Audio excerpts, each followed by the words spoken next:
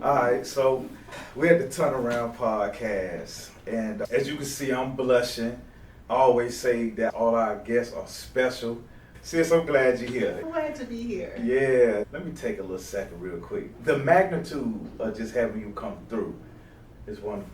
So we're at the Turnaround Podcast, and we got Dr. LaWanda Simpkins who stopped by. And I have no words to explain or express the emotions going through me, sis, for real. I got a lot of emotions going through me right now. I feel it. Yeah, it's a beautiful thing. Mm-hmm. Like, we in 2025, more than halfway through the year already, and it's a lot going on.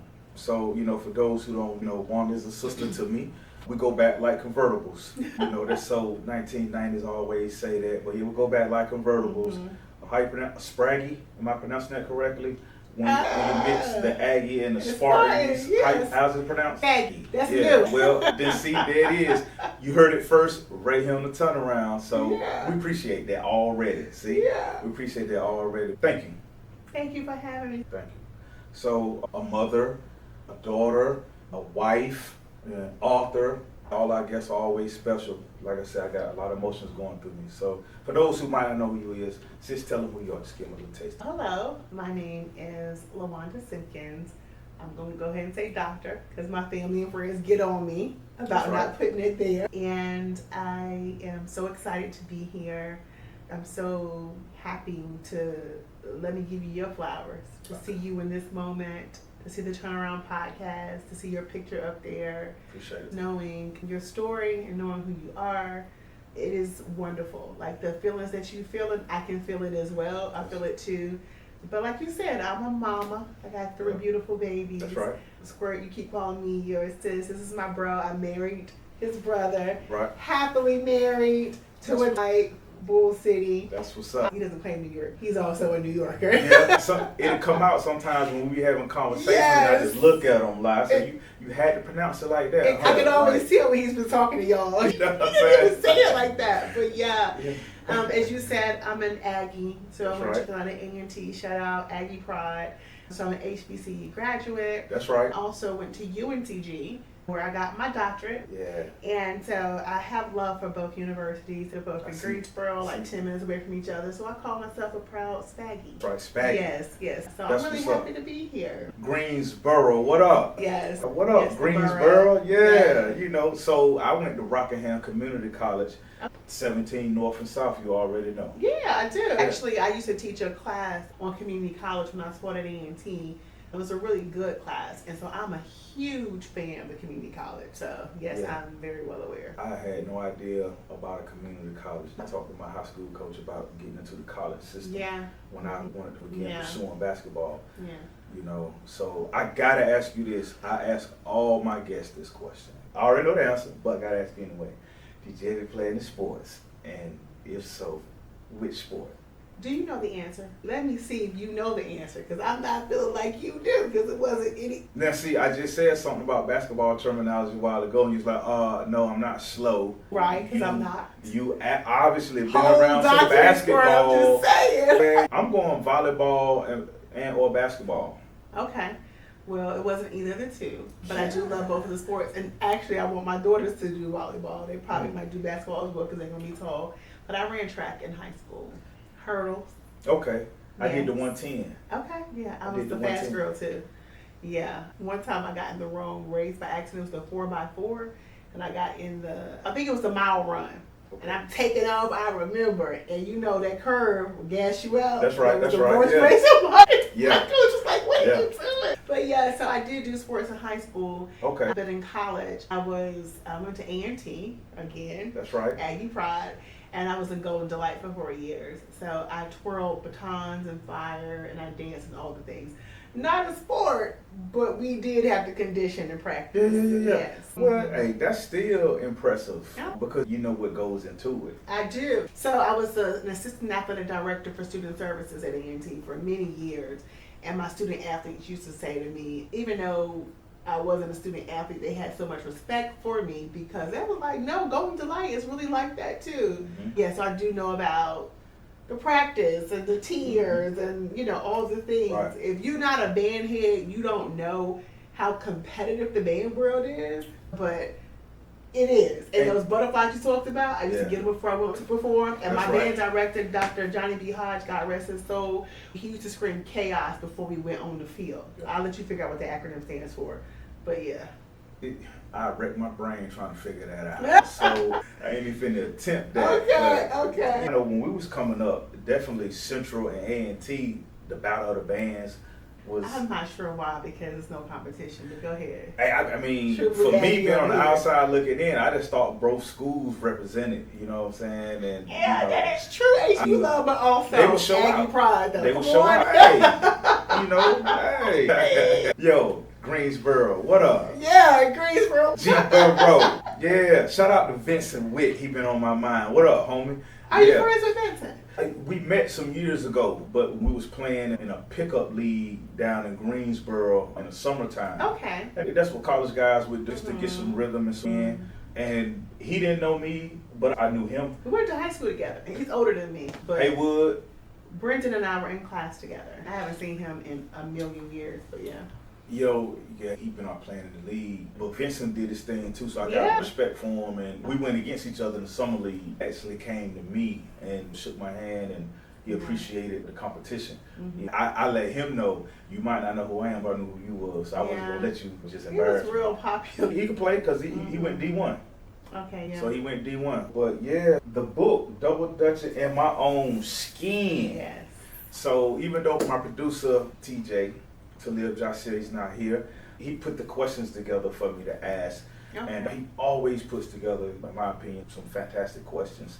Just to pick your mind, not just about the book, but the adversities that we go through as people, you know what I mean? And, so that's what it's about, you know. Let's get into a few questions. So he got so many great ones, I really kind of almost don't even know where to start at. Just pick one, let's go. Yeah, so I know, right? Yeah. This is a good one to start off with, I believe. If you could talk to your younger self before the college degrees, the book, and your work, what would you say to your younger self? That's a good question. Yeah. I like it. Yeah. So this always seems to seep out in every narrative I've had since then. So Squirt, you know, we had a really bad house fire, right? Okay, and so we lost everything. But I have this particular chest, and it was buried in the back, and it was one of those old school chests. You remember when people would send you off to college, and it was like a black chest, it had that gold lock on it? Okay, so in that chest, I had put some things, I had forgotten about it. Oh. And this chest survived. It had like my flag from my father from when he was buried because he was in the military, books and journals when I was like little, because I got to remember who I was as a child, because I journaled a lot for my book. I didn't know I was doing it as a kid. But it also had like acceptance letters and different things. And so to your question, I wanted to be an educator before I went to school. Right before I went to college, my godmother sat me down, and she was a teacher, and she was like, baby girl, you don't want to do that. And so I took like this test or whatever, and it said that I would be good at marketing. So because of that, I changed my major at the last minute. But my acceptance letter said, congratulations, you've been accepted into early childhood education. And I was marketing, and a couple of years, entered your brother into the picture. So I would have never bumped into him had I not changed my major. So what I would tell my young self is, before the book, before college, before all the things is, girl, just trust the process. Everything is going to be okay. Just trust the process. Everything is going to be okay. Because I remember looking back at that letter, and it was like, you kind of feel like when you're younger, you make these decisions, and when you change and you go off course, you think something is wrong, but everything happens the way it was supposed to happen. Yeah, trust the process. And see, that ties in, I always say this all the time too, that ties in to sports and athletics and athletes. That's how we think. I can't speak for nobody, but I just believe I'm programmed to think that way. Trust the process. Yeah. It's always about the process. Right. You get so focused on the destination, especially when you're competitive, about the win, but it's really about the process that's getting you prepared for it. Right. Yeah. The planning, the patience. A lot of people don't have discipline. And you obviously have that because you just played greatly. Oh, thank you. Yeah, again, we have an author sitting here, a doctor sitting here, came to drop some jewels for us. So, double dutching in my own skin. Yeah. You know what? I don't know how to double dutch. I used to watch the girls doing it when I was middle schoolish. Used to watch the girls doing it, and I tried a few times. Like, come on, Squirt. I get out there and I did my thing. And then I go on and step off to the side. You go to the basketball court. Yeah, you know what I'm saying? But I love that title. Thank you. Double dutching in my own skin. Yeah. I can relate to that. The turnaround can relate to that because we all make, at some point, we all make turnarounds in our life.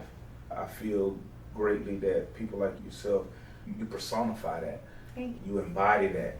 And that was one of the main reasons why I asked, sis, come sit down with me, chop it up. So to have you here is, like I said earlier, just I don't know how to express that.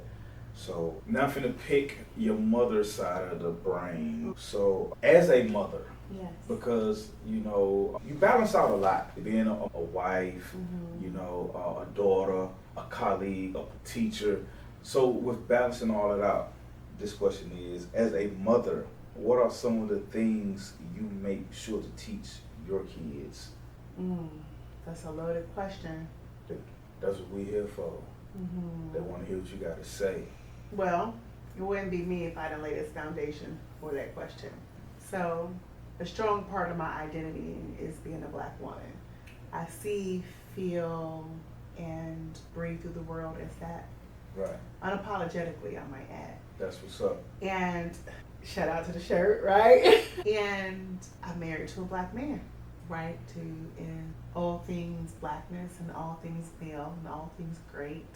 And That's right. so we have these 3 beautiful children. The biggest thing that I teach them and the foundation that I lay is, I believe it's the real one that's before them. And what does it mean to be a young Black child in America? Right. And then ultimately what that's going to mean when they are no longer children, when they're teenagers, and then when they're young women and a young man. And sometimes I even question myself because there's no blueprint to parenting. And so you're figuring out. That's right. One of my daily prayers is, Lord, help me to love my husband the way he needs to be loved. And help me to love Zyla the way that she needs to be loved. And Yuri the way that she needs to be loved. And Zinda the way that he needs to be loved. Because it's very different. They're Right. different individuals.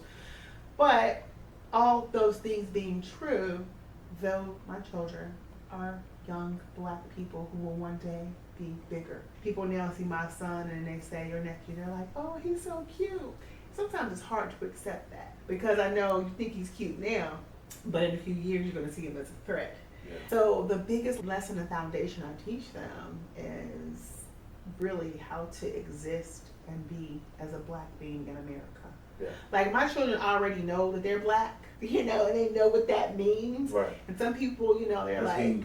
yes, they gotta know that. I can't afford as a Black mama to say, oh, it's all, Right. and we don't see color. First of all, that's dangerous, because people gonna see your color. Yeah. And your tears may not mean the same as some of your friends who don't look like you. And your not listening might not be the same. People always say that when they see kids acting out in public, they just need a Black mama. Well, let me tell you Right. something. Black kids will make a Black mama. Yeah. Right? Yeah. And Or I Black wanna grandmother. I Old want to school be grandmother. the fun, just because I love my babies. Like, I'm a mama, right? But I love them enough to know that I'm not their friend. I know, like, the new thing now is like, oh, it's my little bro bestie. Nah, they're not my friends. They're my children. Right. There are things I'm going to say to my friends, I'm not going to say to my children. Things I'm going to do with my friends, I'm not going to do with my children. And I don't want you to ever get it confused. So I'm That's right. constantly reminding them. So that's the biggest thing, just being honest with them. Right. And sometimes it hurts to have to be honest, but it's the world that we live in. Yeah, that's heavy. It is kind of heavy. I don't naturally have kids of my own yet. So I love it yet, Squirt. coaching, is the only time I get to get the earlobe in the mind. Yeah. Coach of basketball, and I've coached varsity girls, varsity boys, and I work with Weight Tech, their women's basketball program in the early past. So that's the only time I get to drop some jewels that I would tell my own kids, because I ain't gonna tell somebody kids that's gonna lead them to a path of destruction. So I wouldn't tell my own kids that. So that's the only time I get to Have that influence. Yeah.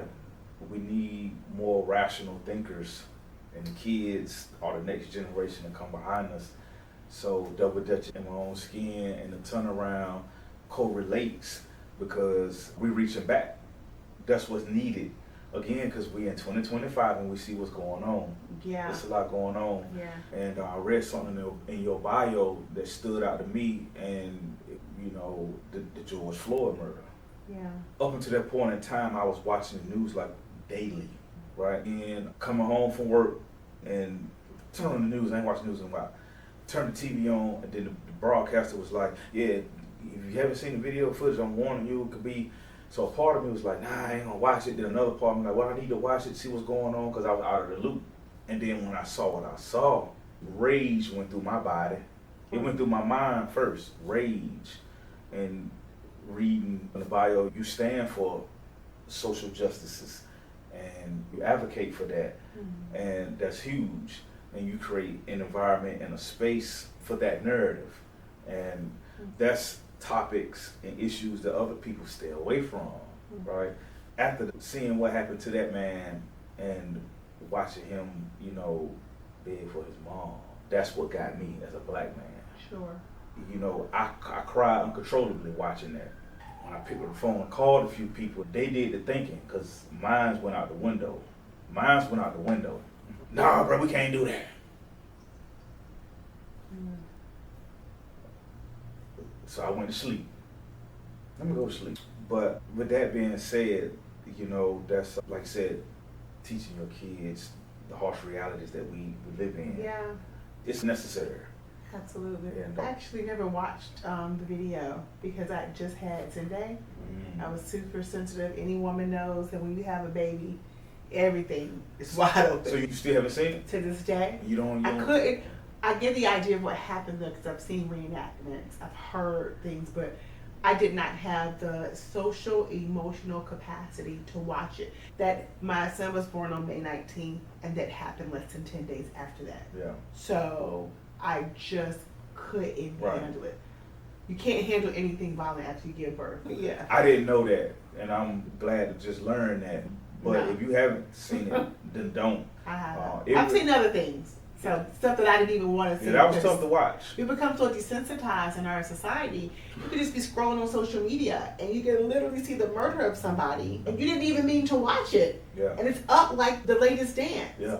So again, I don't have time to play around with my motherhood with my children, because one day this world will see my son as a threat. And one day this world will see my daughters as having attitudes and sassy and all the things. And I don't have time to prepare them. I want them to live a soft life, but they gotta live a real life as well. Right, yeah. Because I'm not gonna be here forever. Pray to God I live to be older and see my grandchildren, all the things, but we just don't know. Yeah, we don't. So I have to prepare them for what I do know. Yeah. Ooh, that's heavy.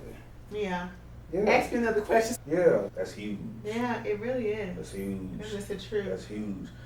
And this is my word for it. It's gigantor. Is that a real word? I have no idea if it's a real word or not, but if he said it, it's real. yeah, it's gigantor. Okay. Word up. Shout out to the new word. All right, let's get back to the G-Borough real quick. Greensboro with the green cup. Greensboro with the green cup. Here we go. All right, Greensboro native.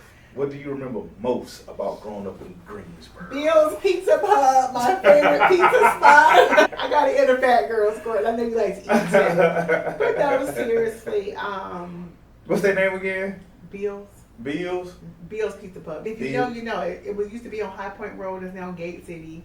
But it's all the way out in the country now. Your brother don't like it. No. Whatever. It's more for me. Okay. I know that's right. But no, seriously, growing up in Greensboro was beautiful. You know, I'm grateful that we grew up, you know, both of us in an era where social media didn't exist. And so your town could have been this big or this big. Yeah. Either way, it was the best thing in the world to you. I have some of my closest friends, and all my family is still there. I got one of my best friends since middle school from Greensboro. I went to the best high school there, Dudley High School. Dudley? Yeah, so it was a beautiful time. I have really fond memories. I was there until early adulthood, until I moved to Virginia.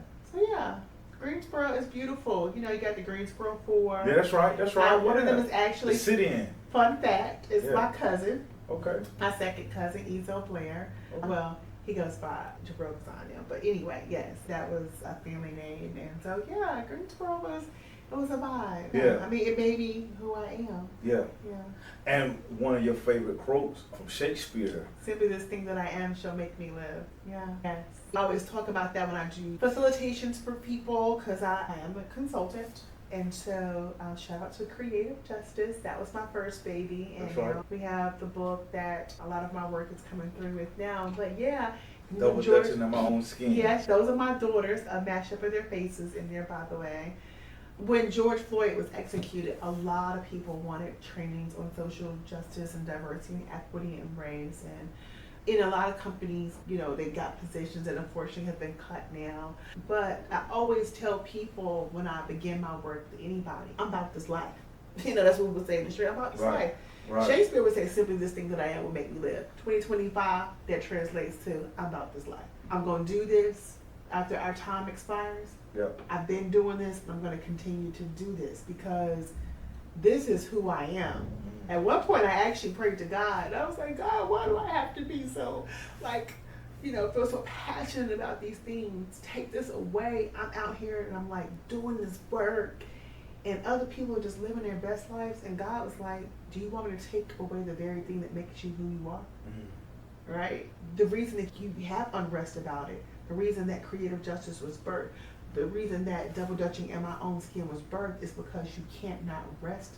You got to get these things out, and I created you to be a writer. Yeah. So do you really want me to take this away from you? Mm-hmm. The answer is no. So again, simply this thing that I am shall make me live. I cannot do it. It's my purpose. Love that. Mm-hmm. I never read anything purposely by Shakespeare, but reading it in the Bible. It spoke to you? Yeah. Because I'm a sports junkie. You know, in particular basketball. That's what I am. I'm a human first, I'm a man first, but outside of God and my family, that's the single most thing that I obsess over. I love basketball. So that quote resonates with you as it relates to basketball. Yeah, because I feel like that's what I was created to do. It just took me a while to figure it out. You know? Mm-hmm, yeah. Because no matter what I was doing in my life, basketball was ever present. Even when I was out here doing things that you had to learn about. Mm-hmm. See, I got into, I don't know if you've seen the episode I did with my two younger sisters, but I got two biological sisters, and both younger. And the youngest one, she asked me, well, we come from a pretty good household. She wanted to know, how did I get out there like that? And there was a time before she was born, when we were kids, if you didn't have what the kids at that time thought was in, you was the one centered joke, ridiculed, teased, you know, and I was that kid growing up. So that's how I got out there, just wanting to fit in. And my mama, she's a lot like you too. She's strong. Oh yeah, I know. You know what I'm saying? And intelligent and frugal. You know what I mean? So she did the best she could do. I was just rebellious. And certain things that she couldn't teach me, I went out and I found out the hard way. Mm-hmm. So they say a hard head makes a soft behind. Yeah. She called me a hothead, so I was a hothead. But how have you phrased it? And it landed me some places where I wasn't in a household. Mm-hmm. I mean, these people cussed it. Brand new ball game. Mm-hmm. It's a brand new ball game. And then you really see things and what it's about and the worth of that. Yeah. You know, and it correlates and go back to how you teach your own kids the harsh reality of things, and just even speaking back to the younger youth personally. Like I tell them, you can think it's a joke, you can think it's a game all you want to, but when them people get you behind them doors and they lock and slam behind you, you really see what you're about. Yeah. That's what I tell my son all the time. 5, you know, isn't they little? But I'm like, if you don't listen to us in our household, son, you're going to end up having to listen to somebody else outside of our household that don't love you like we do. Yeah. That's the truth. Yeah. Because they don't even need a reason to kill, lock up, or treat a black man wrong. Yeah. You don't want to give them a reason. Yeah. They don't even need one. That L word you said is the biggest thing. They'll put you someplace where you are not loved. No, they don't love you. You a number. $1. Yeah, you know what I'm saying? Part of the system. Those correctional officers, they come by and they have a count. Yeah. Then after they count, they go back to whatever their little routine is while they on shift. Right. So they ain't really it's gonna go down. It's going down. It's gonna go down. Yeah. All right, sis, I got a couple more questions for you. All right, let's see. All right, double dutching in my own skin. Writing about colorism, especially from your own experience, definitely wasn't easy. No. Right? What made you commit to that, and what did you learn about yourself in that process? I'm still learning. So when you're in your PhD process, I don't know if anybody who's watching this is interested in getting a PhD, but let me tell you, the easy part is getting in the program. So people think that's the hardest part. Easy part That's is the getting easy in. part, is getting in. Oh yeah, getting accepted is the easy part. The next part, in classwork, not so difficult. Anybody who's ever gotten their master's, the classwork is like that. You might rev it up a little bit, but then when you get to that dissertation part, that's when the real work begins. It's isolating, and depending on what you do your research on, it's invasive and all the things. And so I'm an autoethnographer, right? Autoethnographer is when you study yourself in relationship to your environment. A lot of people have heard of ethnography before. You go in and you study basketball players or whatever it is. Right. And so you really are the narrative. That's what double dutching in my own skin came from. I'm the writer, and I'm also the subject of the writing. And some people think that that's easy, but it's very difficult because it just takes off all these layers, Right. Okay. all these things that we put on when we show up in the world every day. You become naked, especially in your work. And so I was sitting in a class, and I talk about this in the beginning of my work and a dissertation seminar. I'll never forget it. And this is where you figure out what you're going to write about. And I always knew that I was going to write about colorism because I just knew. And my professor, Dr. Shapiro, said, I want you to throw out all tradition that's in the world when you think about writing your dissertation. And I want you to think about the thing that you believe that everybody else is talking about, the thing that keeps you up at night. For me, of course, that was going to be colorism, because it had plagued me since my childhood. I didn't know the language for it. And so I thought I was going to write about it from the perspective that it had always been written. Because if you read mostly anything outside of my work, it's like, oh, light skin, shut up, what you complaining about when it deals with colorism. You know, if you light, you got the best life, you know, like all of these things. And so that's what I had read. That's what I had internalized, even though I knew I grew up in the same hood you grew up in. Yeah. I don't have stuff like you don't have stuff. Like, but you're telling me, according to what I'm reading, Right. that my life is supposed to be perfect because I have lighter skin, that, by the way, is in likeness to whiteness, that, by the way, if you blackity black like us, I don't know how much of a flex that is. No knock to our white brothers and sisters, but I'm just saying, Right. you know, you think about the bigger picture of racism. And so I remember saying I was going to write this story, this narrative, based off of what I had been told. But I sat in a room no bigger than this, and all of my classmates and my professor as well, they looked at me and it was like, that's not your story to tell. I'm like, what? They're like, no, you got to write about colorism from your perspective. It's like, these people are crazy. You want me to spend all this time and energy to write a story about victimization, put it out there, of light-skinned black people in the paradigm of colorism? I don't think so. And then my dissertation advisor, Dr. Kathleen Casey, God rest her soul, she wrote her book that said, I answered with my life. It's prophetic. Wow. And so she and I talked. Yes, I answered with my life, and she pushed me, and I began to understand this world of autoethnography. And then the hardest part was realizing that they were right. Even to this day, Squirt, the book is written. People can read my thoughts. People have read my thoughts. My friends tell me they read it and it trips me out that my thoughts are now a part of their brain. I still get scared. I did everything in my power to not have that thing that you hold in your hand come to pass, because I was scared to tell the story. But what freed me was I had this vision. I had visions of this young black girl, actually at my alma mater, ENT. Shout out again, Aggie Pride. Right. And she was standing on the mic. I was sitting on the stage, and she was crying, and she was saying, "Thank you for writing this work." That's what's up.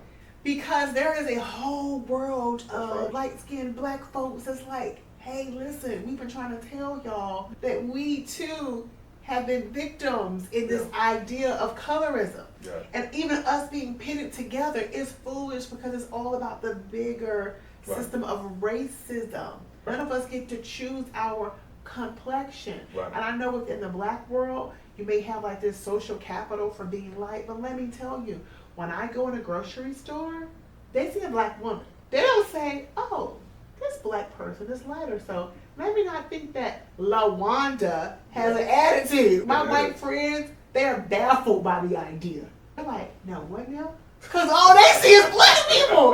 But to black people, we're like, oh, you're closer to white, so you think you're better. It's like, no, I really do. Like, I live beside you. Like, my stuff about to get cut off, too. I got holes in my shoes, too. So you telling me my life's supposed to be better just because I'm lighter? And I'm not denying, let me go ahead and put that out there. I'm not denying that historically it has been a thing, right? Yeah. Historically, paperback tests and all those things have been a thing.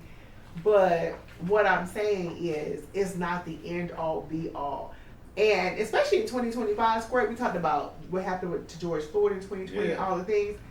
There are bigger things to talk about than team light skin, team brown skin, team dark skin, and to be divided amongst each other. United we stand. A lot, but I needed to get that out because that's important. I'm glad you said it. And I agree. I always say 1,100%. It's rough out here, but the creative justices, to be the founder and the CEO of that, that sets you apart, again, because these are topics and conversations people run away from. And it epitomizes the turnaround, and double ditching in my own skin epitomizes the narrative of it. Heavy, yes, but we got to be comfortable discussing and talking about uncomfortable topics in order to reach conclusions only for the betterment. You know, on my job, working at the airport, we have audits on the regular.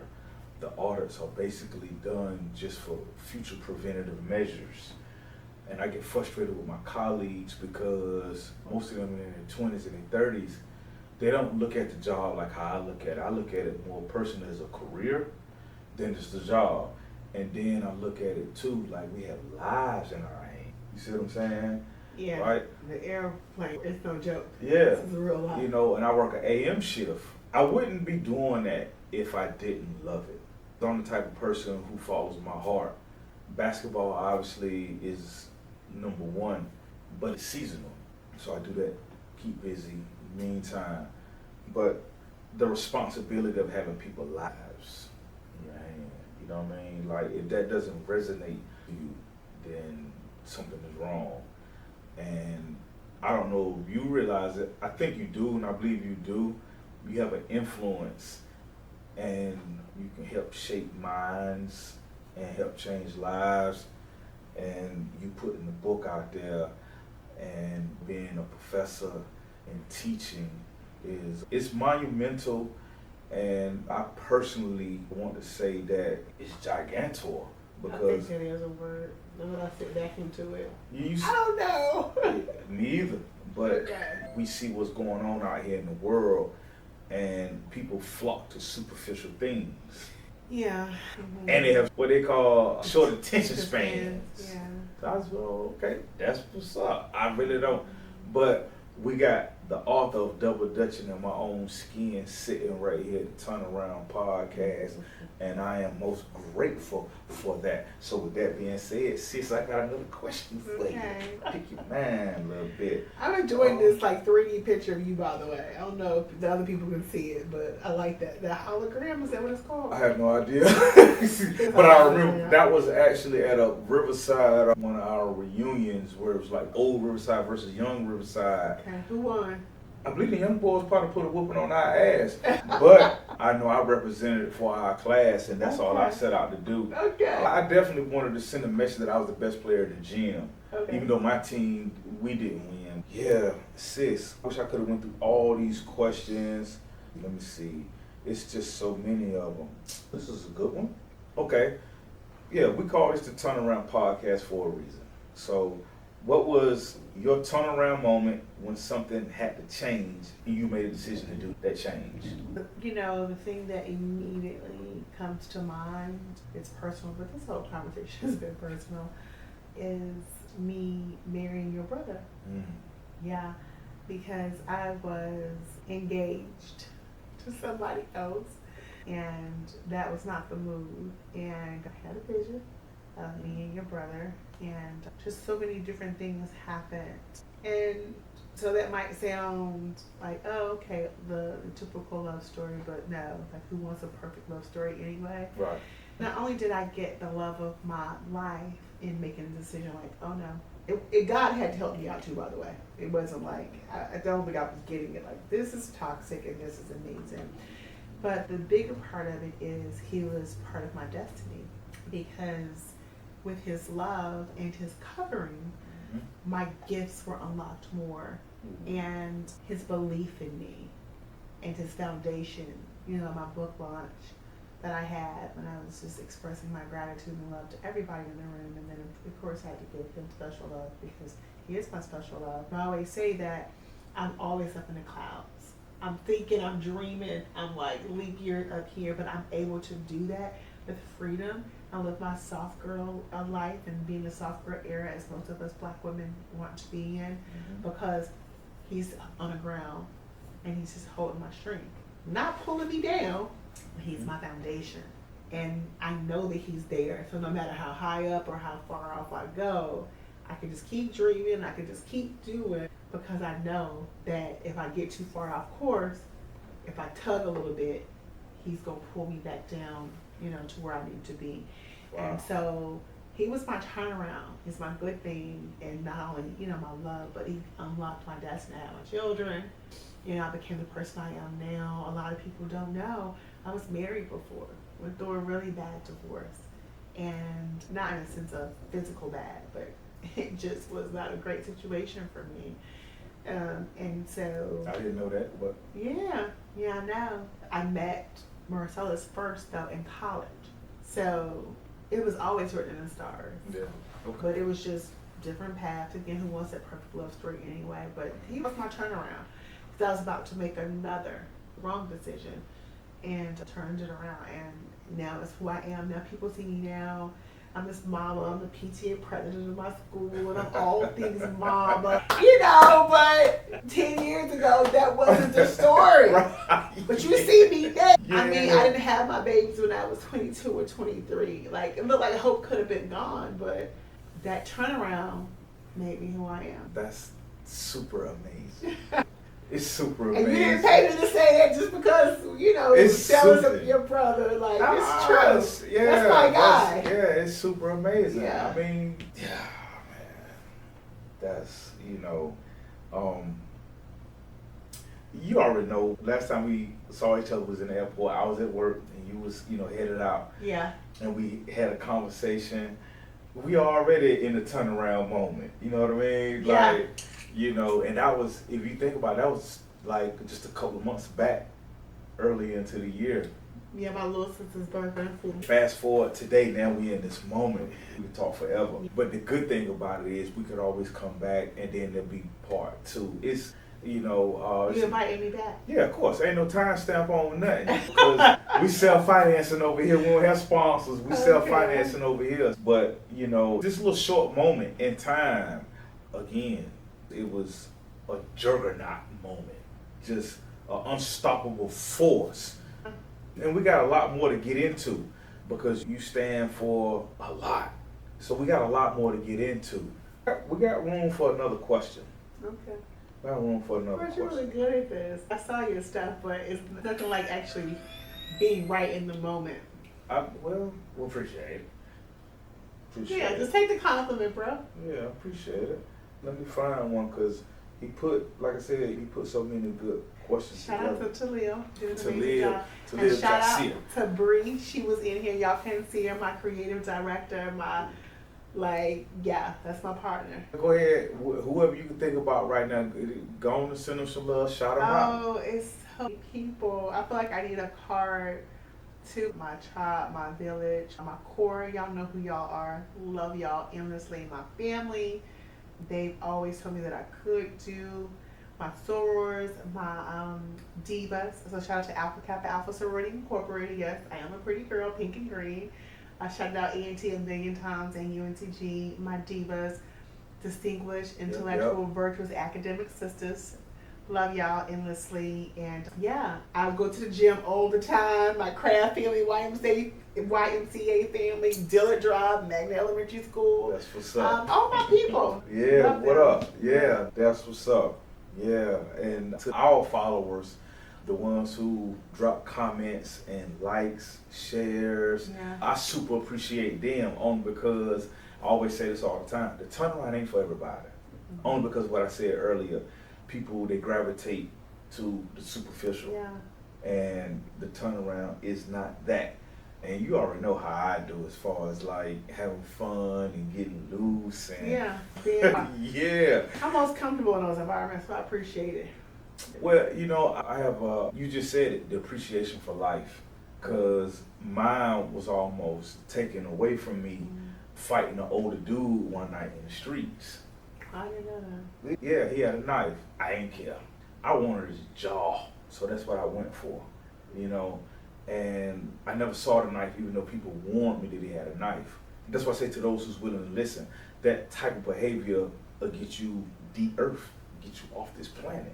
And if that would have been the situation, then I would have never met my younger sister, because that was in like the summer of 92, 93, if I can remember correctly.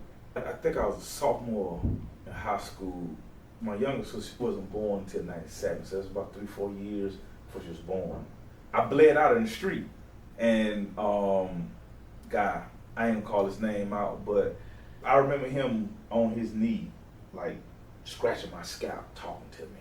And I couldn't even talk. And later to find out, when the dude stabbed me, the knife punctured a lung, that lung fell in between my rib cages and took away my breath. So it's like every time I breathed, it felt like it was the last, because my ribs was actually squeezing that lung. And him scratching on my head, talking to me, that was God working through him. Kept me alive, kept me breathing. Till the ambulance got there and they put that breather mask on me or whatever the case. And so yeah, I look at life totally different. I work hard too.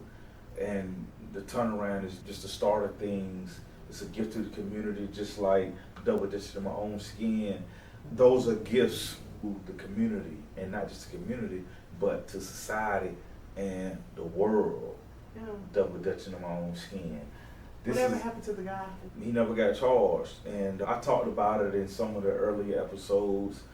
Probably the audio. Probably didn't press him to get charged either, right? Well, you know, the state, from my experiences, if I did something to somebody and they wasn't willing to press charges, the state picked those charges up.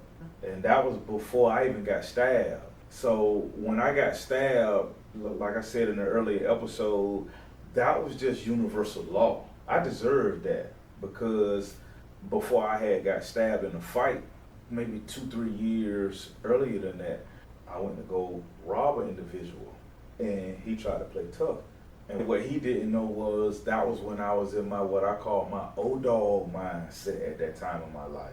I was in love with old dog, just like I was in love with Michael Jordan. So I had just an interesting dualism at a young age. So I ended up, you know, I hit him according to the court records, and I hit him 5 times above his waist.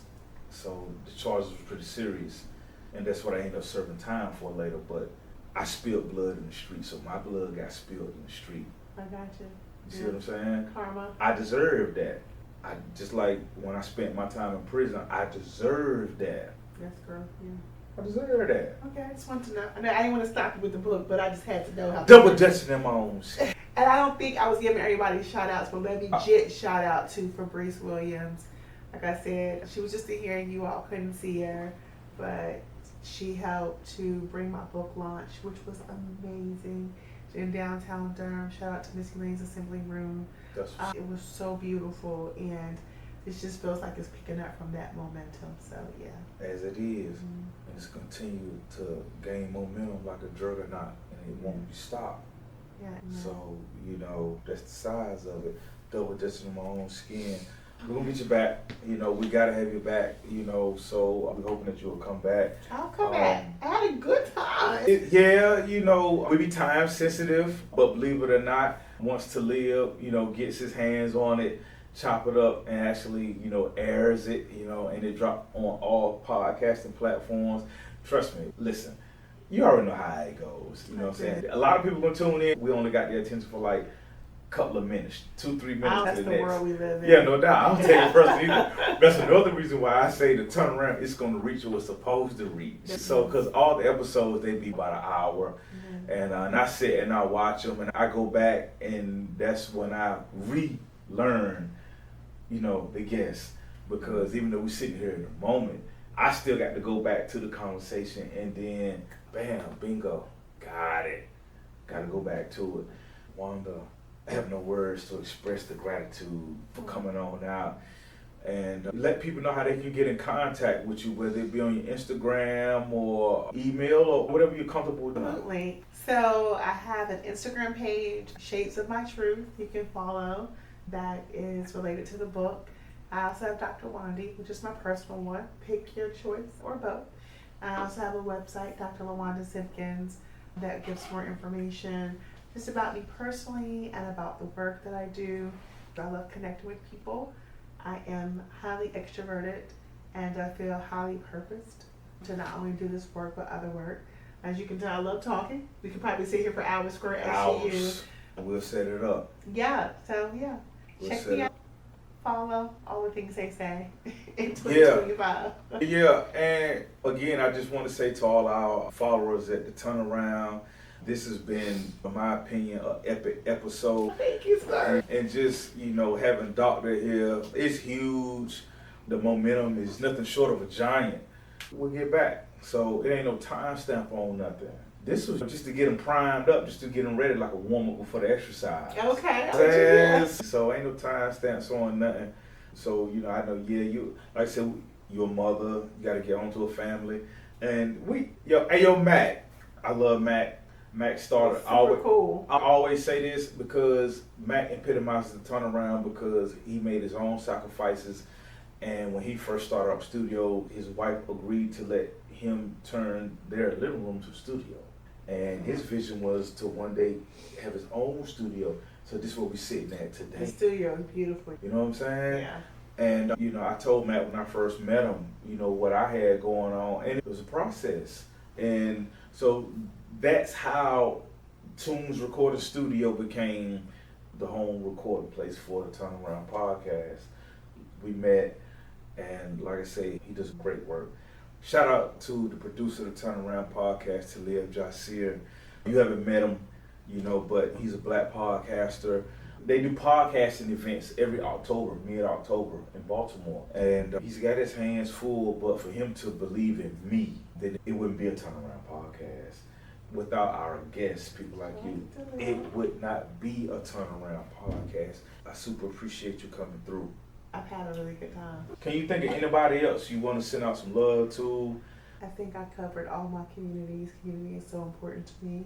But I do want to say this. At one point you were talking about basketball, and it made me think about my big brother Marcus, who always taught me that when something is your passion, or whatever you're good at, you have to ask people around you because it comes so natural to you that you just think that that's just it for everybody. And so I guess I want to shout out Marcus. I don't know, because I thought about him in that moment, and he's been so influential in my life and his teachings and just his guidance. But yeah, I think I shout out everybody, my babies, my tribe, my man, my family, you know, all the things. And Squirt, thank you for inviting me in. I mean, I know I'm your sister and all the things, but that didn't mean you had to invite me in to talk about my platform and my work. I call this my fourth baby, Double Dutching. If you haven't got the book, go out and get the book. Yeah, you can get it on any major platform, published through Peter Lang. A lot of times people think I am self-published, which is nothing wrong with that. That's beautiful. Everybody's process is their process, but I'm under a big dog, Peter Lang, and so you can get it from their website, you can get it from Amazon, you can get it from Barnes and Nobles. Heck, I even found out that somebody was selling my book on eBay. So anywhere you can Google, you can buy it. Yeah. And if you're a person that likes to read, and they'll be doing some book clubs soon, to get together to kind of talk And you know and how to have some get in things coming touch. up in the fall. So I'm looking forward to it. That's what's up. And that's unapologetically dope. Yeah, thank you. Thank you. Hey, yo, Mac, I know we time sensitive, but, you know, it's been a pleasure. Thank you. And we're going to do it again. Most definitely, we're going to do it again. And I was like super excited just coming into the moment. A lot of emotions. And the time sensitivity, some need to be aware of because we're all on different schedules. Yeah. And we got other future great guests coming to the Turnaround Podcast I'm too. sure you do. Scheduling is a major thing, and I respect everybody's schedule. So with that being said, yeah, I just want to send personal love out to the Turnaround followers and people who be checking into the Turnaround. And we had Dr. LaWanda Simpkins, mother, author, daughter, and wife here with us. And I just want to say thank you to everybody, man. We super appreciate you guys. So that being said, we're going to go get me a copy of this Double Dutch in My Own Skin and call it a night. And sis, we're going to make it happen again. Okay, look forward.